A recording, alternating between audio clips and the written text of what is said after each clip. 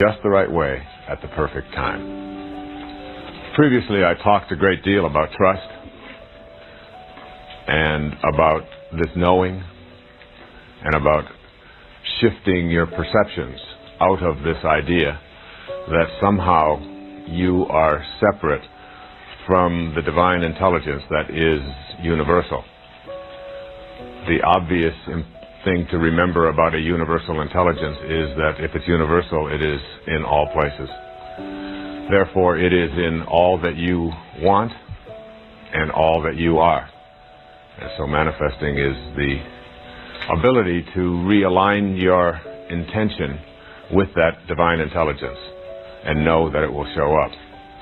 But one of the things that we have a tendency to do as individuals is to become impatient.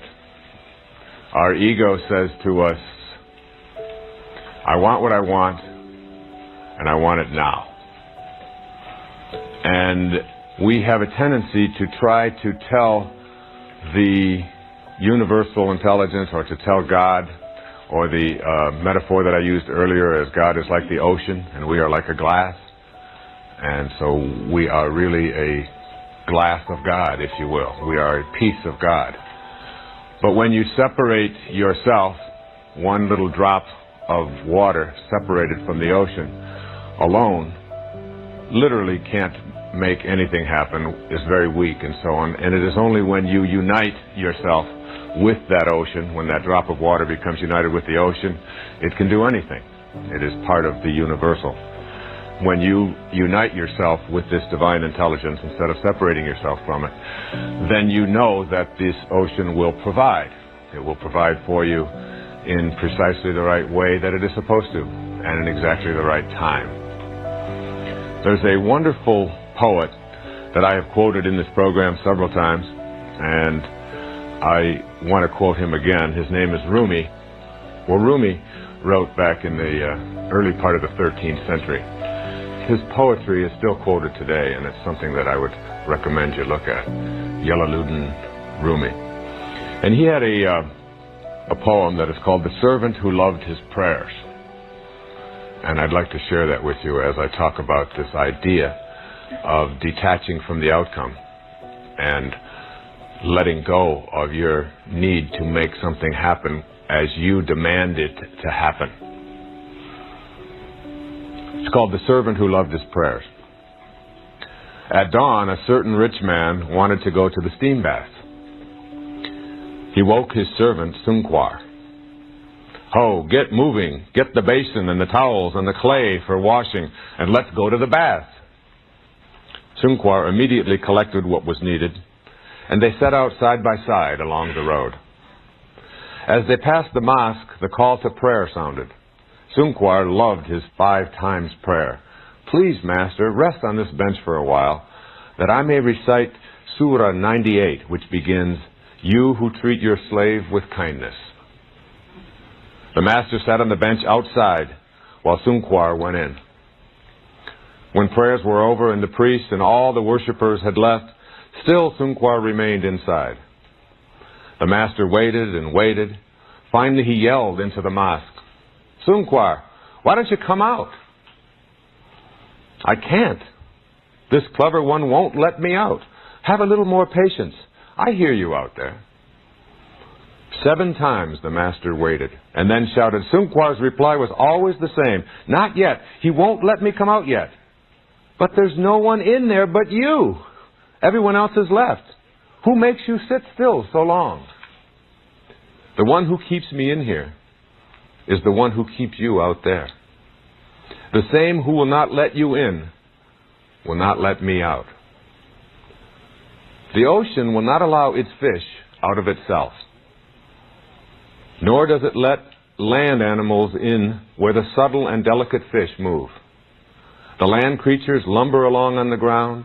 No cleverness can change this. There's only one opener for the lock of these matters. Forget your figuring. Forget yourself. Listen to your friend. When you become totally obedient to that one, you'll be free. Rumi. And this idea of knowing that that divine intelligence will work in exactly the order and the preference and the time that it is supposed to. In the Course in Miracles, there's this often quoted passage that says, infinite patience produces immediate results. And it sounds like it's a contradiction, doesn't it? It sounds like a paradox. If I'm patient, infinitely patient, then I will have to wait a very long time. You know, I talked earlier about these tomato seeds that we used to plant, and how the essence of tomato-ness was in every aspect of that tomato, and yet that very essence was something that isn't in the physical world at all. The cause of tomato, as we discover and we look at those seeds and we look at the dust that's in the seeds, and then we try to find out what's in the dust, and ultimately we find out that there's just an energy in there. There's just a wave. There's something that's invisible to the naked eye. There's something that doesn't even exist in a physical world. There are no particles at all. You see, when you're a child, you think like a child, as it says in Corinthians 13.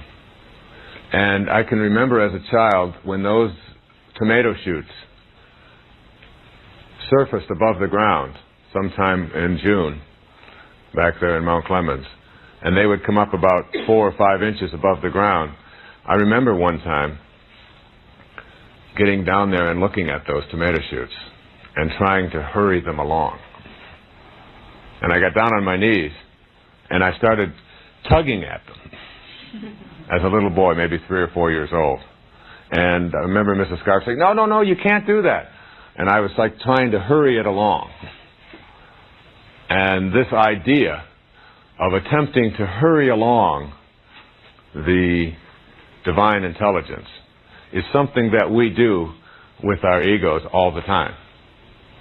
Obviously, creation reveals its secrets by and by, as it is supposed to, as it is ordained.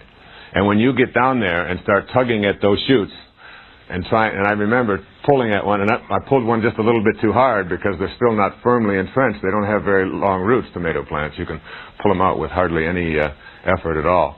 And I pulled one right out into my hand, and that was the end of that tomato.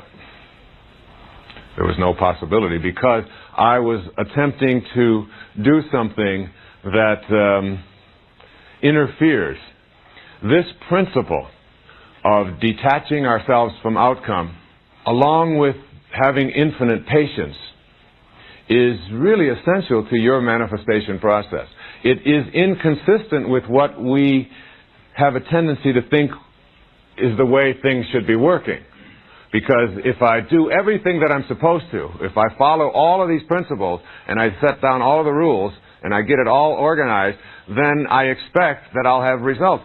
That's the time in our lives that I referred to earlier in the very first principle of being the warrior, going from the athlete to the warrior. That's the time in our lives when we set our goals. And there's nothing wrong with setting goals. I've written about it and talked about it on many programs right here at Nightingale Conant and in many of my books.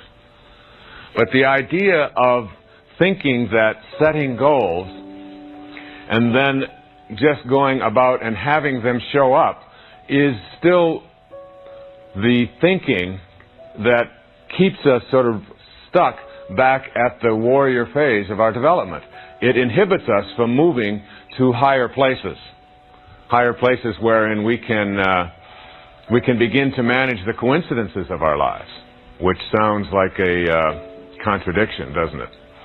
If it's a coincidence, you can't manage it. If you're managing it, then it's not a coincidence. But when you begin to transcend some of these paradoxes, when you reach a higher level. So setting goals is one thing, and it's something that we do in the earlier stages of our spiritual development. And we continue to do it. And these stages that I talked about earlier are not things that we go into and then never go back to. We go back, we come out of it, we go back. We're always moving in and out of these stages. The question is, what is my primary emphasis? is my primary emphasis not only on setting goals, but in falling in love with those goals, and then insisting that those goals show up when I want them to show up. That is inconsistent with manifestation and with spirituality and higher consciousness. What you have to do is have your goals, which is what a tomato seed is. It's really a goal for tomatoes. But you have to then relax and turn your thoughts and your ideas and your consciousness and your awareness to your own purpose and know in your heart that it will manifest. You see, the key to relaxing about what it is that you would like to see manifested is the certainty of the outcome. If you have a certainty, as it says in the Course in Miracles, if you have a certainty of the outcome, patience is easy. If you are uncertain of the outcome, if you're not sure how it's going to work out, or if things are going to fall into place the way you would like them to, if you have that uncertainty, then you will not be able to be patient. So patience, infinite patience, is really like a trusting in God. And when you trust in God, you're trusting in the wisdom that created you. And when you trust in the wisdom that created you, you're trusting in yourself as well. Because you can never be separate from that wisdom. So patience and trust and awareness and higher consciousness are absolutely essential. One of them is unnecessary. So it isn't about getting somebody who's just like you. In fact, your soulmate is the person that you have a lot of difficulty with. Your soulmate's the person you can't get rid of. They just keep showing up. You say this, they say that, and there they are, they're back again. And they never go away. They keep showing up in your life. And everybody has these people. These are our greatest teachers, because anybody in your life who can push a button and send you into a frenzy is the person who's your greatest teacher. You know why? Because they teach you that you haven't mastered yourself at this moment. You don't know how to choose peace. In A Course in Miracles, there's a wonderful line that says, I can choose peace rather than this. Whatever it is, I can choose peace. My soulmate, my wife, is one of my soulmates. I mean, she knows how to push those buttons. She's really good at it. And she's one of my greatest teachers. I remember saying to her one time, honey, do you love me for who I am or for what I've been able to do for you? I just want to, she said, that you call yourself a spiritual person? I can't believe you would even ask a question like that. She said, I don't love you for what you can buy for me or what success that you've had or where you are on any bestseller list. I love you for who you are. And I will always love you. I said, well, I was just asking. I said, what if I was just Joe Sixpack? You know, and I was just bringing home, you know, a meager salary and so on. She said, I will always love you for who you are. She said, I would miss you. But I would always love you. She knows. She's got that. You know. And all of us have soulmates. My daughter Serena, who's just turned 13, my teeny bopper. She came home from school one day. She said, there's a rumor in our school. She saw somebody had seen me on television that you actually wrote a book about how to raise children. Tell me it isn't true. I said, honey, you can come and hear me speak. Would you like to come and hear me speak? I said, people actually pay to hear me speak. She said, why? I mean, she's got that, all right? But her soulmate is her sister Summer, who is now almost 15.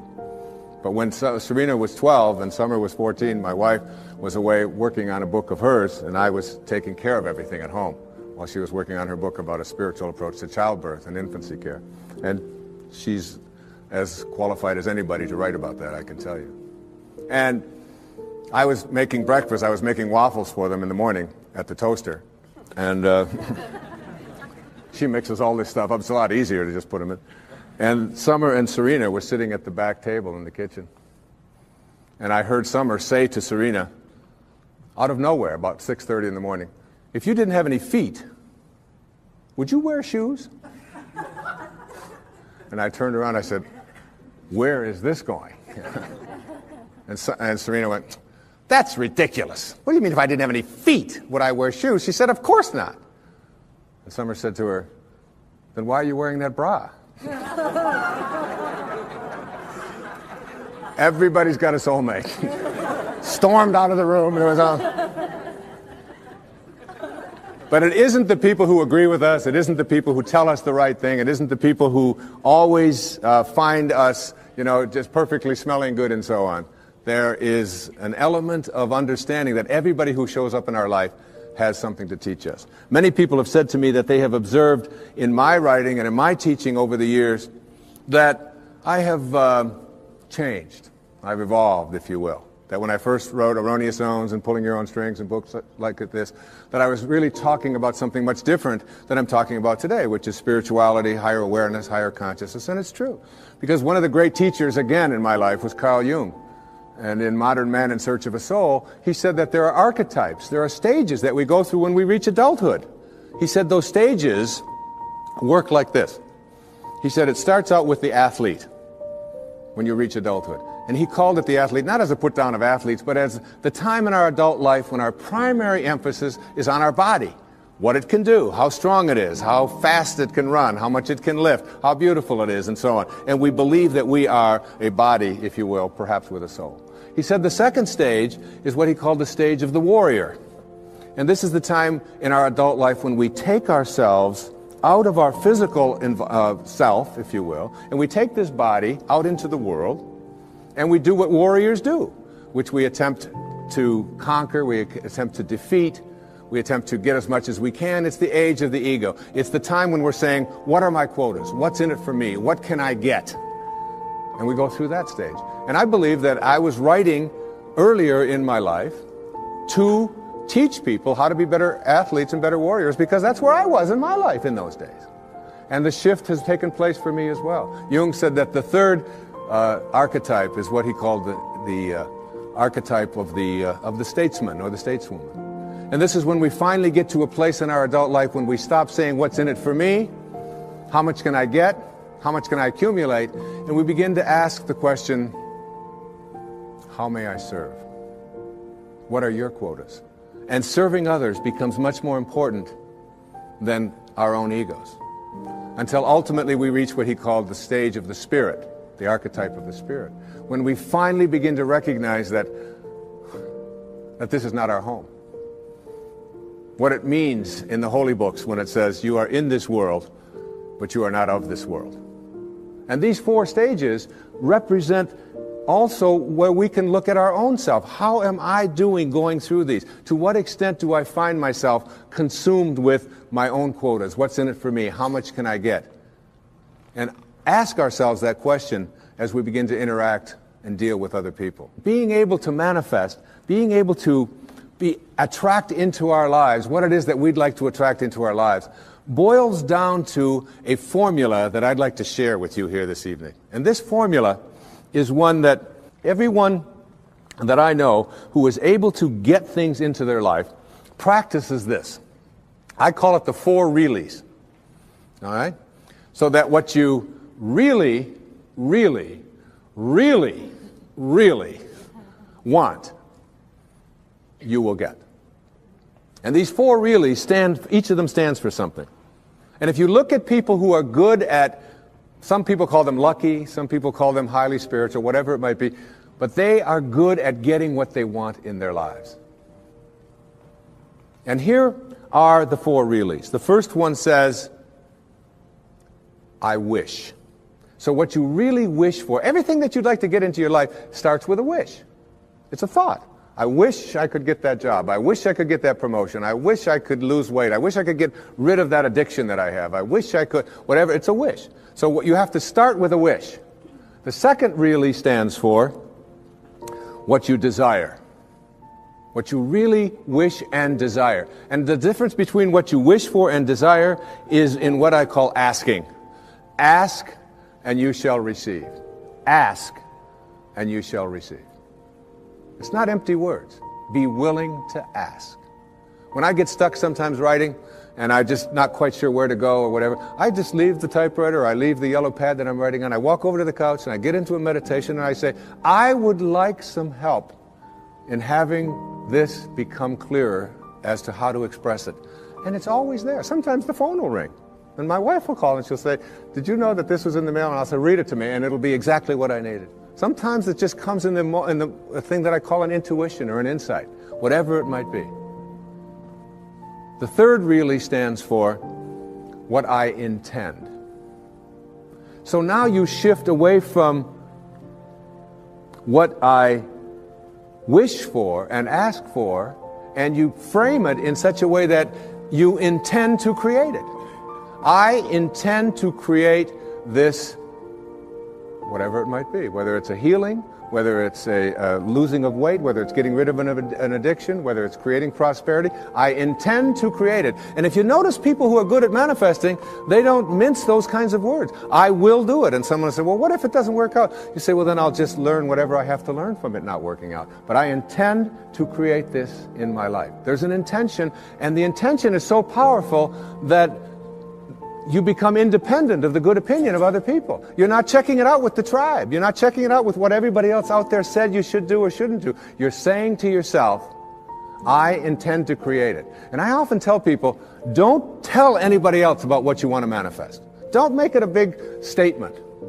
Instead, keep it to yourself. And they say, "Why do you want to say that?" I say, because the minute that you do, you invoke ego. And in quantum physics, there's a simple line. It says, particles themselves are not responsible for their own creation. Another way of saying that is the way St. Paul said it. That which is seen, he said, hath not come from that which doth appear. That is, the source of everything over here is not over here. It's in this invisibleness. And once you invoke ego, you have to defend it, you have to explain it, you have to get the tribe involved in it, and before long, you've lost the capacity to manifest.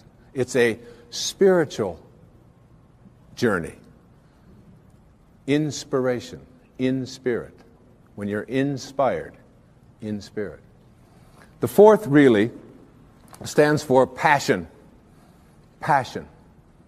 That is, I am absolutely passionate about it, and I intend to create it with that love. One of the great books that one of my teachers sent to me from ancient India, written like 3,000 years ago, has a line in it that says, "To attempt to manifest what you want without passion is like dressing up a corpse." So you take this corpse, and you put a tuxedo on it, and you dress it all up, and you put all the makeup on it, and you take it out into the world, and you say, "Now, see what you can get for me." But basically, it's dead inside. And if it's dead inside, that is, if it lacks passion, if you lack passion, you're not going to be able to attract it into your life. So what you wish for, ask for, intend to create, and have passion about, you'll get. You'll get it. That's the good news. The bad news is that what you really, really, really, really don't want, you will also get. And this is one of the most difficult things for people to understand. And when you're dealing with the tribe and you're dealing with what is and what everybody else tells you is impossible, and somebody might be watching this and say, "Well, that's just a lot of nonsense. I mean, you can't just put your attention on something, think about it, and have it come true. It involves a whole lot of other stuff like that." You see, here's how it works. You cannot attract thin from "I hate being fat." Because if what you think about is what expands, and what you're thinking about is hating being fat, then hating being fat is what you will continue to manifest. You act upon what you think about. You cannot attract prosperity from an inner consciousness that says, "I hate being poor, I despise being poor." Because if you despise being poor, if you're angry about being poor, then being angry about being poor or despising it is what you will continue to act upon, and you'll be able to say, "See?" Now it gets worse. You cannot manifest what you want if your attention is on what is. If your attention is on what is and the circumstances of your life, that's where your thoughts are, then you will continue to create what is into your life. You've got to figure out a way to get your mental images, your energy, your attention, your higher awareness off of what is and onto what you want. And every time your thoughts are on what is, you shift it to what do I want? And it's even worse than that. You cannot manifest what you want if your attention is on what always has been. This is the way things are. You'll hear people say it to you all the time. These are the circumstances of life. Don't you understand? This is reality. Wake up. These are the way things have always been. There's always been poor people. You're one of them. That's just the way it is. And you watch that person, and being poor continues to manifest into their life. If you keep your attention on what always has been, then what always has been is what you'll continue to manifest. As you think, so shall you be. These aren't empty words, folks. This is reality. And the worst and ugliest of all is this. You cannot manifest what you want into your life, no matter what it is, if your attention is on what they want for you, or what they expect for you, or what they tell you are your limitations or what you can do. Because if your thoughts are on what they want, you cannot put your attention on what you want. What they want will continue to manifest. And you might be in a tribe that always turns left. And all you want to do is make a right turn. And you go to all the tribal elders and you say, look, I just want to make one right turn. And they say, wait a minute. In our tribe, we only turn left. We've always turned left. That's the way this tribe has always been. And so they will have an emergency meeting. And they will convene all of the elders to get you to come to your senses